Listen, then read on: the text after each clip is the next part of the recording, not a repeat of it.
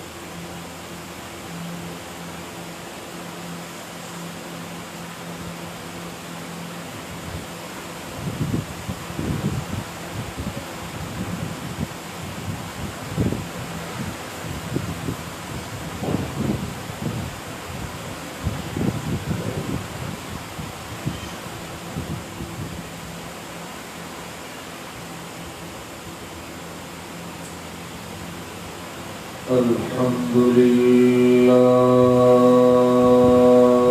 وكفى والصلاة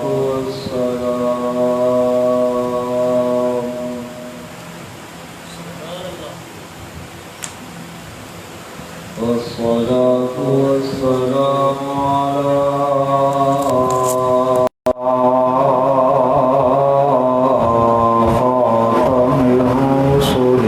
سيد الأنبياء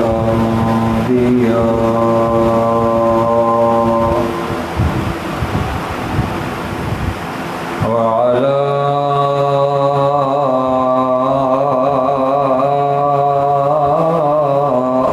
آله وأصحابه الأتقياء.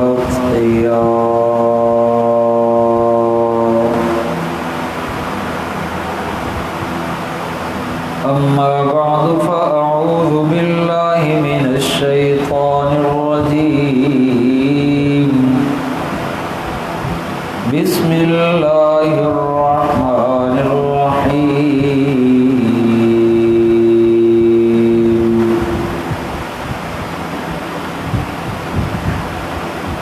وننزل من القرآن ما هو شفاء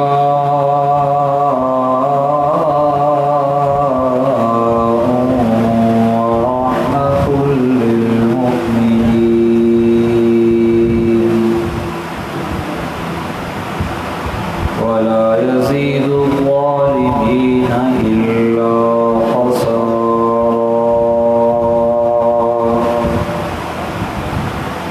صدق الله مولانا العظيم. اللهم صل على محمد وعلى آل محمد كما صليت على إبراهيم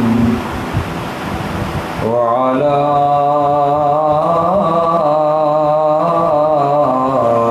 آل إبراهيم إنك حميد مجيد.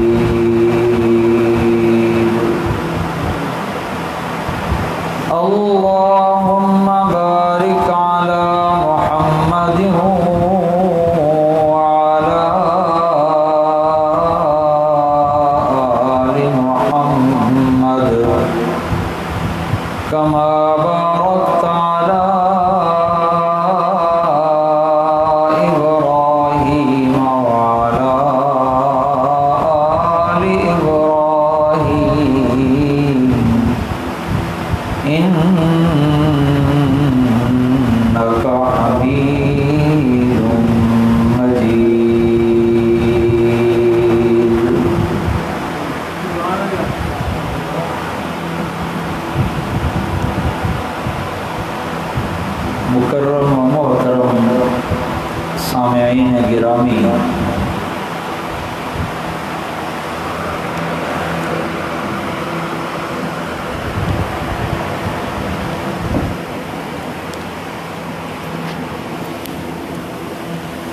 اس کو نا اس مائک کے آگے رکھ دو، آواز آتی رہے۔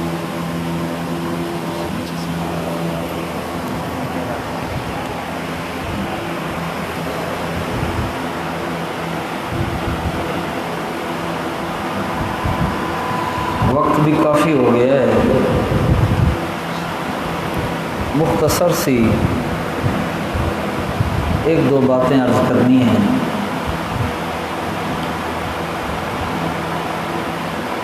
ماشاءاللہ تراویح کے اندر قرآن کریم سنایا گیا۔ اللہ تبارک و تعالی حفاظ کرام کا سنانا اور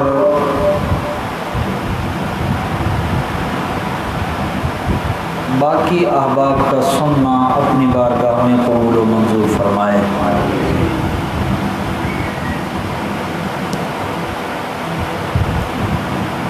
سامعین محترم، اللہ تبارک و تعالی کی رحمت دو طرح ہے۔ یہ یوں کہہ لیجئے کہ اللہ تبارک و تعالی کی رحمت دو قسم ہے۔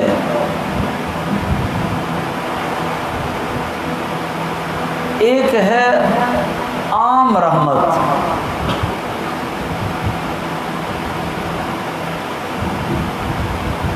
اور وہ عام رحمت اللہ تبارک و تعالی مومن پہ بھی برساتے ہیں اور کافر پہ بھی برساتے ہیں۔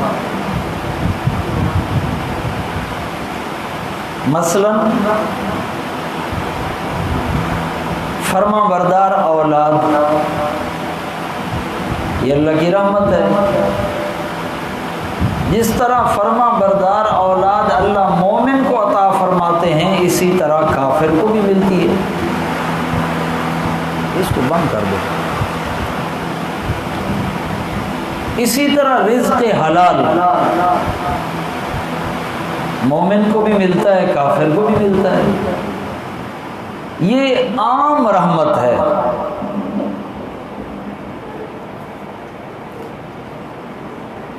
دوسری ہے خاص رحمت۔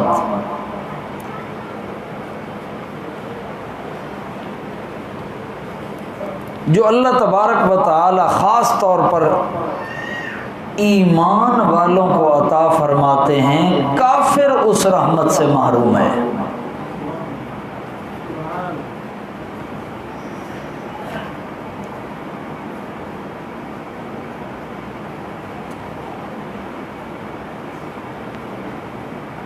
اور اس رحمت جو خاص رحمت ہے جس سے کافر محروم ہے، ایمان والے کو عطا ہوتی ہے، وہ خاص رحمت اس کے حاصل ہونے کے کچھ اسباب ہیں، کچھ ذریعے ہیں جن کی وجہ سے وہ رحمت ملتی ہے۔ صرف قرآن کریم کے حوالے سے یہ دیکھنا ہے کہ وہ ذریعے کون سے ہیں، اور پھر ہم نے غور کرنا ہے کہ وہ ذریعے ہم اپنا رہے ہیں یا نہیں اپنا رہے۔ اگر ہم اپنا رہے ہیں تو پھر ہم پہ بھی اللہ کی رحمت وہ خاص برس رہی ہے، اور اگر ہم وہ ذریعے نہیں اپنا رہے تو پھر ہم پہ اللہ کی وہ خاص رحمت نہیں برس رہی۔ بس اتنی سی بات ہے۔ اللہ اکبر۔ پہلا ذریعہ، عام رحمت تو برس رہی ہے، خاص رحمت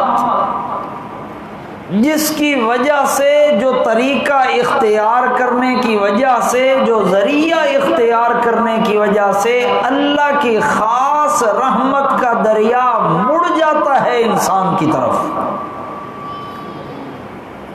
اس کا ذریعہ کیا ہے؟ سب سے پہلا ذریعہ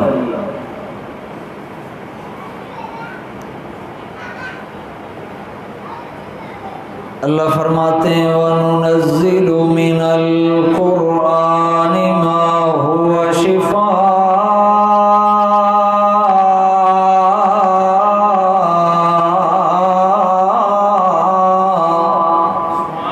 وَرَحْمَةٌ لِّلْمُؤْمِنِينَ۔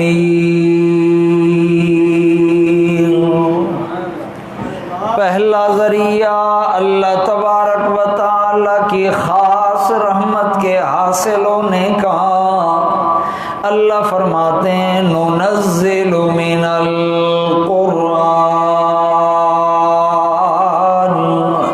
میں نے یہ کتاب نازل فرمائی ہے القرآن، جو بار بار پڑھی جانے والی کتاب ہے۔ پہلی کتابیں نازل ہوئی ہیں، ان کی ایک مدت میعاد تھی، وہ مدت آئی تو اس کتاب کی تلاوت ختم، لیکن یہ کلام وہ کلام ہے جب دنیا میں نہیں آیا تو اس سے پہلے یہ اللہ تبارک و تعالی کا کلام اور اللہ کی صفت دنیا کے اندر آیا، تو پھر اس صفت اور کلام کی تلاوت شروع ہوئی ہے، پھر یہ کبھی بند نہیں ہوئی ہے، دن رات اس کے پڑھنے والے بڑھتے جا رہے ہیں، قیامت تک جہان دنیا کے اندر اس کی تلاوت ہوتی رہے گی۔ قیامت کے بعد میدان معشر اور میدان معشر کے بعد جنت کا زمانہ ہے، پھر بھی قرآن کی تلاوت جاری ہے۔ ننزل من القرآن ما هو شفاء،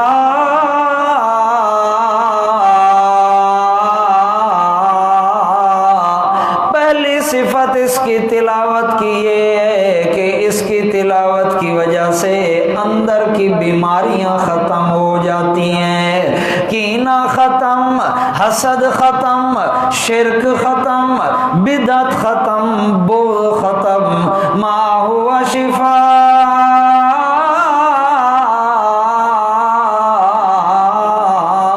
یہ بیماریوں کے لیے شفا ہے۔ نمبر 2 وَرَحْمَةٌ لِّلْمُؤْمِنِينَ،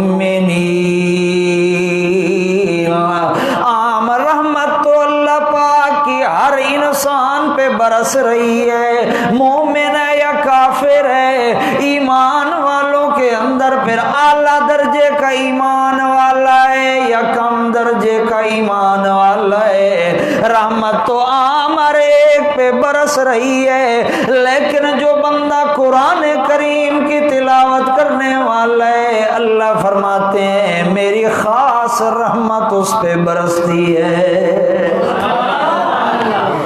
اللہ کے پاک پیغمبر کے غلام حضرت اسید ابن حضیر رضی اللہ تعالیٰ عنہ، رات کا وقت ہے، آنکھ کھل گئی ہے، نیند نہیں آتی، دل میں خیال آیا قرآن کی تلاوت کر لوں، کیا کروں؟ اور اگر ہماری آنکھ کھل جائے تو کیا خیال آتا ہے؟ چلو نیند نہیں آ رہی، کچھ دیر موبائل استعمال کر لے تو آنکھیں تھکیں گی تو نیند آ جائے گی۔ سوچ کا فرق ہے، سوچ بدل گئی ہے، اسی وجہ سے اللہ کی رحمت نے رخ موڑ لیا ہے۔ اللہ اکبر، نیند نہیں آ رہی، قرآن کی تلاوت کر لوں۔ دیہاتی آدمی ہے، ایک ہی بڑا کمرہ ہے، اسی کے اندر جانور بھی بندھے ہوئے ہیں، وہ جس طرح دیہاتوں میں ہوتا ہے، جانور بھی بندھے ہوئے ہیں، خود بھی سوئے ہوئے ہیں۔ فرماتے ہیں میں نے قرآن اٹھایا، کھولا اور پڑھنا شروع کر دیا، میرا گھوڑا ساتھ بندھا ہوا تھا، وہ بدکنے اور اچھلنے لگ گیا، جس طرح کہ گھوڑا کسی اجنبی کو دیکھ کے بدکتا ہے۔ میں حیران ہو گیا کہ اسے کیا نظر آ رہا ہے، میں نے قرآن کریم بند کیا، اٹھا اور ادھر ادھر دیکھا، کچھ بھی نہیں ہے۔ میں نے پھر قرآن کریم کھولا، پڑھنے لگا، گھوڑا پھر بدکنا شروع ہو گیا، حتیٰ کہ قریب میرا بیٹا یحییٰ سویا ہوا تھا۔ مجھے یوں خطرہ ہونے لگا کہ یہ اچھلتے اچھلتے میرے بیٹے پہ نہ چڑھ جائے۔ میں نے پھر قرآن بند کیا، باہر ادھر ادھر دیکھا، کوئی بھی نہیں ہے۔ اچانک میری نگاہ آسمان کی طرف پڑی ہے، میں نے جو دیکھا حیران رہ گیا۔ فَإِذَا هِيَ مِثْلُ اللَّهِ فِيهَا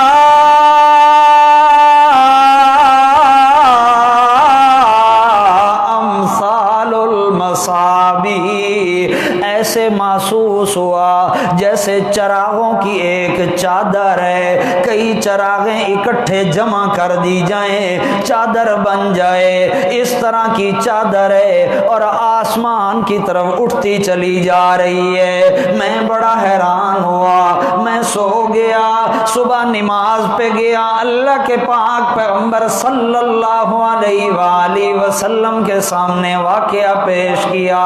اے اللہ کے پاک پیغمبر، میرے ساتھ تو یہ واقعہ پیش ہوا ہے۔ اللہ کے پاک پیغمبر نے جواب میں فرمایا، اقرا یا ابن حذیر، اقرا یا ابن حذیر، اے حذیر کا بیٹا پڑھتا رہتا تو قرآن کی تلاوت بس نہ کرتا۔ وہ جو تو نے چراغوں کی چادر دیکھی تھی، تلک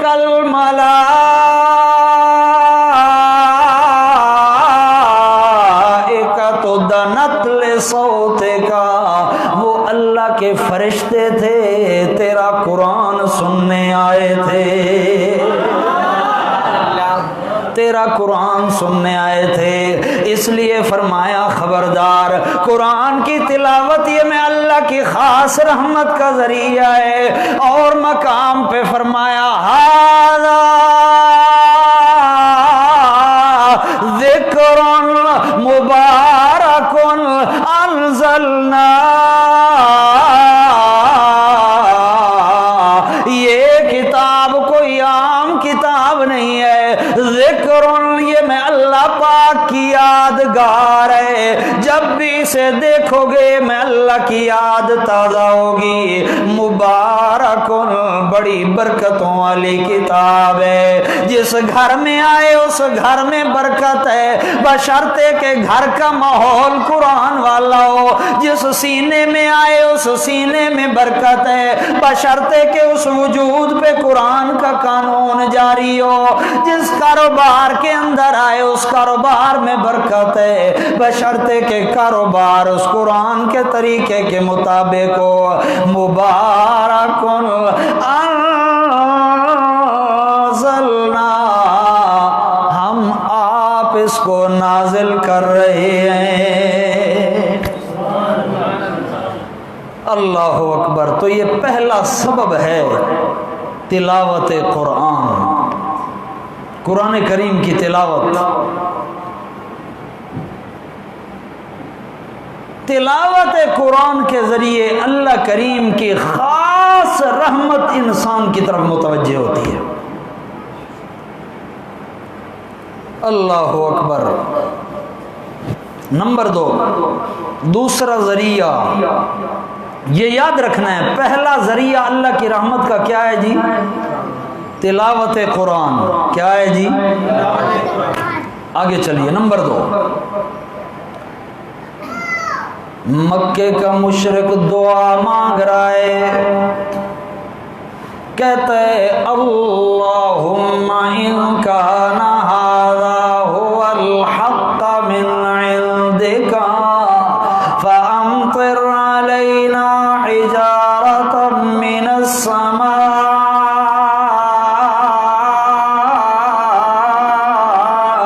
او ائتنا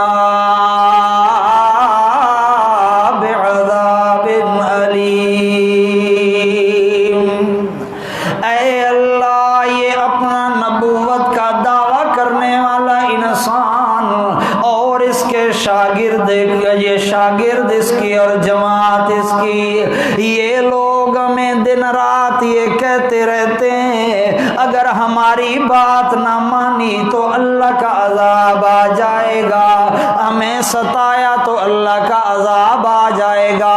اے اللہ ہم دن رات انہیں ستا رہے ہیں، پتھر مار رہے ہیں، گالیاں دے رہے ہیں، زخمی کر رہے ہیں، لیکن ہمیں کچھ ہوتا ہی نہیں ہے۔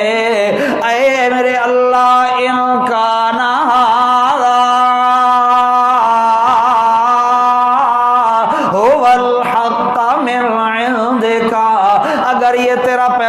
واقعی سچا ہے اور اس کے یہ شاگرد سچے ہیں، پھر ہمارے اوپر عذاب آ جانا چاہیے۔ امطر علینا حجارۃ من السماء، ہم انہیں دن رات پتھر مار رہے ہیں، دن رات گالیاں دے رہے ہیں، ہمارے اوپر پتھروں کی بارش برس جانی چاہیے۔ اللہ کے پاک پیغمبر بھی پریشان ہیں، اے میرے اللہ انہیں کوئی تکلیف آنی چاہیے تاکہ ان کا تکبر ٹوٹے اور تیری طرف یہ متوجہ ہو۔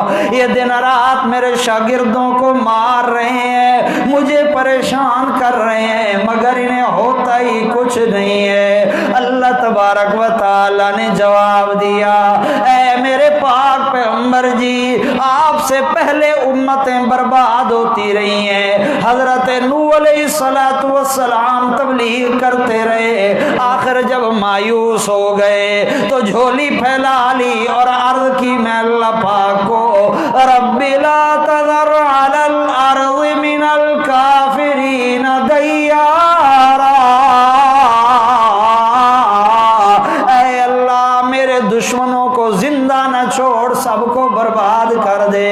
چنانچہ سارے تباہ ہو گئے، حضرت ابراہیم خلیل اللہ کی قوم، حضرت یوسف علیہ السلام، یعقوب علیہ السلام، حتیٰ کہ عیسیٰ روح اللہ علیہ السلام تک قومیں برباد ہوتی رہی، لیکن وما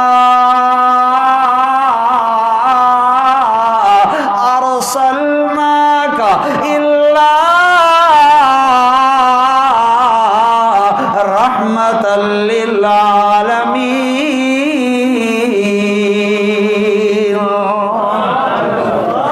قومیں برباد ہوتی رہی میرے پاک پیغمبر، لیکن جب رحمت کرنے کا وقت آیا تو میں اللہ نے آپ کو بھیجا ہے۔ یہ چاہتے ہیں ان پہ عذاب آئے، یہ مستحق بھی اسی بات کے کہ انہیں عذاب آئے، لیکن ما کان اللہ لیعذبہم وانت فیہم، میرے پاک پیغمبر آپ کے وجود کی برکت سے ان پہ عذاب نہیں آتا۔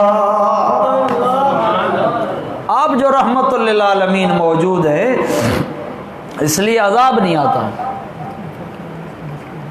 اچھا چلیں لا دیں، چھوڑ مجھے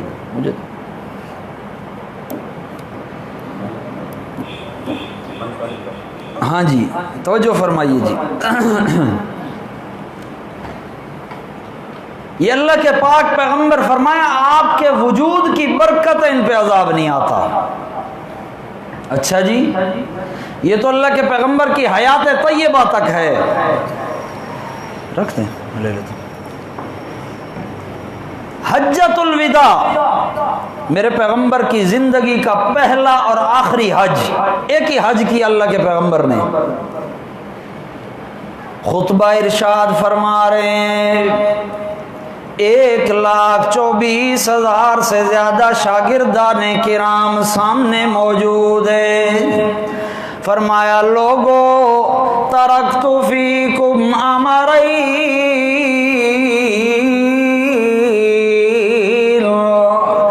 میں جب تک تمہارے اندر موجود رہا تمہارے جھگڑوں کے فیصلے کرتا رہا، تمہارے اختلافات مٹاتا رہا، اب میرے بعد ترکت فیکم امرین، دو چیزیں چھوڑ کے جا رہا ہوں تمہارے اندر، لا تضلوا ما تمسکتم بہما، اللہ کے عذاب گمراہی کی وجہ سے آیا کرتے ہیں، اور ان دو چیزوں کو سینے سے لگائے رکھو گے تو کبھی گمراہ نہیں ہوگے۔ کون سی دو چیزیں؟ فرمایا کتاب اللہ و سنتی، ایک اللہ کا قرآن سینے سے لگائے رکھو گے، کبھی اللہ کا عذاب نہیں آئے گا جو گمراہی کا مسبب ہے، اور نمبر دو میری سنت کو سینے سے لگائے رکھو گے تب بھی میں اللہ کا عذاب نہیں آئے گا۔ یہ دوسرا ذریعہ سنت پہ عمل، زندگی کے ہر معاملے میں، خوشی ہے یا غمی ہے، ہر کام کے اندر میرے پیغمبر کا طریقہ اپنانا، یہ بھی اللہ کی خاص رحمت کا ذریعہ اور سبب ہے۔ سنیے ذرا، صحابی رسول صلی اللہ علیہ وآلہ وسلم واقعہ بیان کرتے ہیں، جاء رجل فی محضر النبی صلی اللہ علیہ وسلم، آپ بھی پڑھیے صلی اللہ علیہ وآلہ وسلم، ایک بندہ آیا اللہ کے پیغمبر کی مجلس کے اندر، وَبِيَمِينِهِ خَاتَمٌ مِّن ذَهَبٍ، دائیں ہاتھ کے اندر سونے کی انگوٹھی پہنی ہوئی ہے۔ اللہ کے پاک پیغمبر نے دیکھا اور فرمایا ان اللہ حرم ھذا علی رجال امتی، یہ چیز، یہ سونا اللہ تبارک و تعالی نے میری امت کے مردوں پہ حرام کر دیا ہے۔ یہ بات سننے کی دیر تھی، صحابی رسول نے فوراً اپنے ہاتھ سے انگوٹھی اتاری اور اتار کے پھینک دی۔ مجلس چلتی رہی، آخر اللہ کے پاک پیغمبر اٹھ کے ذرا باہر گئے کسی کام کے لیے، باقی دوست کہنے لگے بھائی اسے اٹھا لے، تیرے گھر والوں کے کام آ جائے گا۔ مردوں پہ اللہ کے پیغمبر نے حرام کیا ہے، حرام بتایا ہے، اللہ نے حرام کیا ہے۔ صحابی رسول کا ذرا جواب سنیے، پھر دیکھیے وہ لوگ میرے پیغمبر کے طریقے کے عاشق کیسے تھے، کیسے اللہ کریم نے کہا اولئک حزب اللہ، یہ شاگرد میرے پیغمبر کے ہیں، یہ مرید میرے پیغمبر کے ہیں، پر فوج میں اللہ پاک کی ہے۔ یار کہتا ہے، ساتھی کہتا ہے یار اٹھا لے زیور کو، تیرے گھر والوں کے کام آ جائے گا۔